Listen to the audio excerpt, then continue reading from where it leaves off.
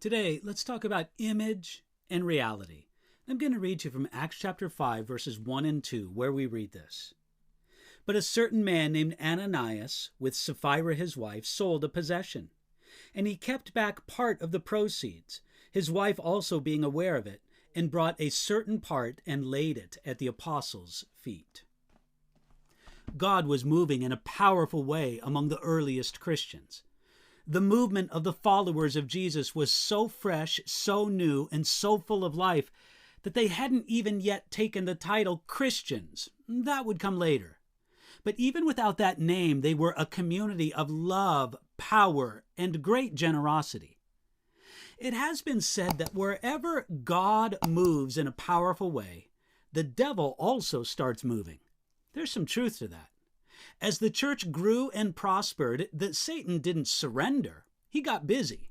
Satan's strategy of scaring Christians into silence didn't work, so he tried attacking them from the inside. Satan attacked the church at a strong point, the great generosity described at the end of Acts chapter 4. There we read of a man named Barnabas who was especially generous, and people noticed his generosity. So we read of a certain man named Ananias, with Sapphira his wife, who sold a possession.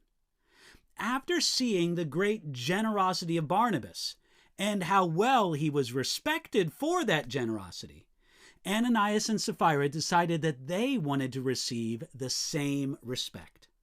Here's the problem. Once they sold the land, Ananias and Sapphira kept back part of the proceeds. They sold the possession and gave only a portion while implying that they sacrificially gave it all. They misused the money to buy the image of being radically generous while keeping back a good part of it for themselves.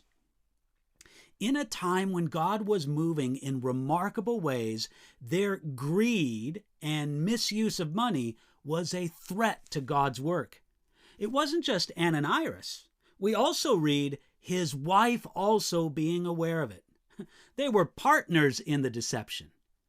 Maybe they originally vowed to sell the land and give all the money to God and told others they would do that. But when the money was in their hand, they said, "We don't have to give it all, but let's tell everybody that we did." There was a lot of evil packed into the sin of Ananias and Sapphira. That evil went beyond the attempt to deceive God and the church. First, they showed disrespect to God and they defrauded the Lord. Secondly, they did it out of a twisted ambition to be thought of as amazing people. They cared more about having the image of being generous than actually being generous. They arrogantly thought that they were clever enough to sin this way and then not be found out. It didn't work. The planned hiding of our sin doesn't work. Eventually, things that are only image and not a reality are exposed. Today, ask God to guard you from the proud lies that promote the image of godliness when the reality falls far short. How much better it is for us to be honest about ourselves before God and before others.